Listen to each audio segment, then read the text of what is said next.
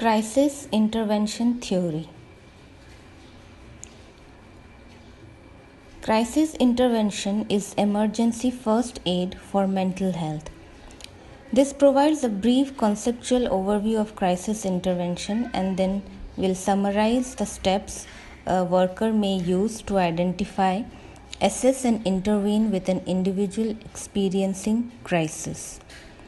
Crisis intervention involves three components: the crisis, the perception of an unmanageable situation, the individual or group in crisis, and the helper or mental health worker who provides aid.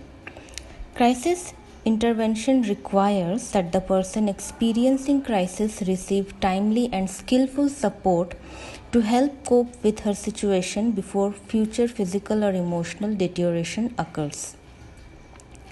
A crisis may occur when an individual is unable to deal effectively with stressful changes in the environment. A stressful event alone does not constitute a crisis. Rather, crisis is determined by the individual's view of the event and response to it.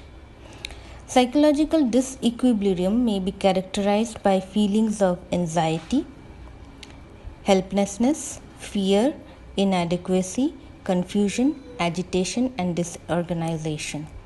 At this point, the individual experiencing this disequilibrium may be most receptive to outside assistance, thus providing an opportunity for behavioral change and a return to balance. To summarize, a crisis results from a person's negative perception of a situation. Psychologists, counselors, social workers, mental health personnel, and therapists are trained to provide services to individuals in crisis. These workers can assist an individual or group in crisis by providing direct intervention, by identifying alternative coping skills, or by consulting with others. A helper's primary goal in a crisis are to identify, assess, and intervene to return the individual to his or her prior level of functioning as quickly as possible and to lessen any negative impact on future mental health.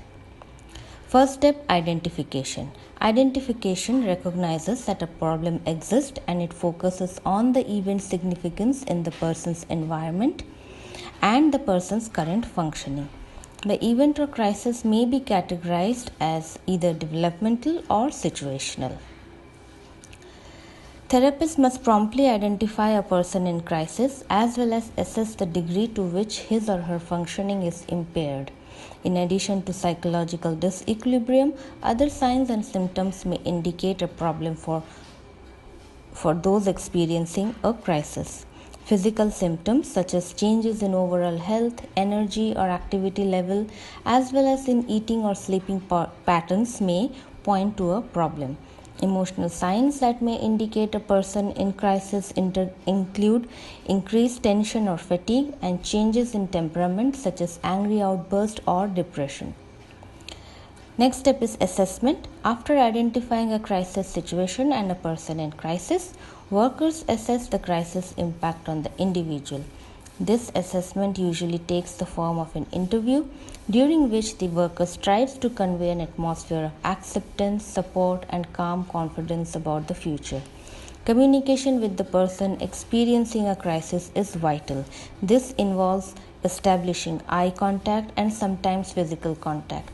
Questions addressed to the individual may include his or her perception of the problem, the frequency of and sequence of the event, his or her feelings, and a history of attempts to deal with the problem. Forced choice or open-ended questions may be used to assess the individual's ability to communicate, as he or she may experience difficulty in expressing him or herself. Assessment may include what the individual is saying as well as his or her nonverbal communication, that is facial expression, posture, body and eye movements, and mannerism.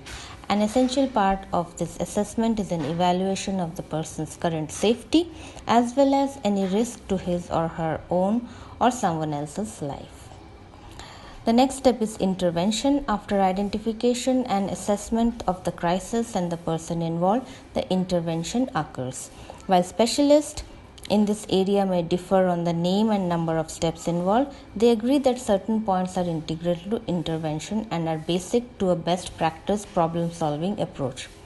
First, while supporting and empathizing with the individual in crisis, the worker should listen and avoid using the phrase "I understand" so as to allow the individual full and open expression of feelings and emotions.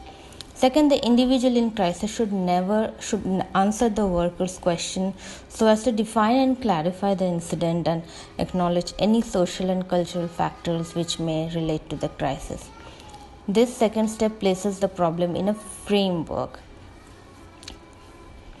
These first three steps have been partly completed during the identification and assessment stages in the crisis. It is important that they be finished before going on to the fourth step.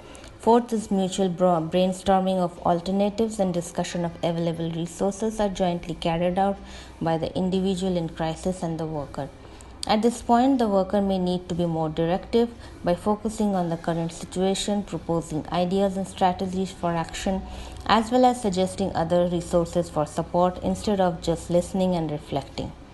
Fifth, the individual in crisis and the worker choose one or more specific time-limited goals which take into account the person's significant others, social network, culture, and lifestyle. Complete planning, including recognition of all steps involved as well as consideration of any barriers to success, should be completed before the solution is attempted. Some brief education, modeling, role playing, or rehearsal of potential situations may be done in this step to empower the individual further.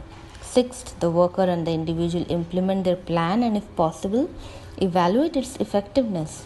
They then adjust the plan as necessary. Seventh, the worker provides for follow-up, refers the individual in crisis to a resource that can provide ongoing support. The worker then terminates the established crisis relationship. So, in summary, the crisis intervention provides the opportunity and mechanisms for change to those who are experiencing psychological disequilibrium, who are feeling overwhelmed by the current situation, who have exhausted their skills for coping, and who are experiencing personal discomfort.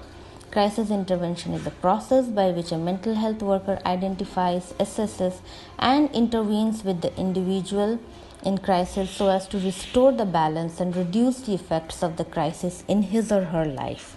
The individual is then connected with a resource network to reinforce the change, thus, as the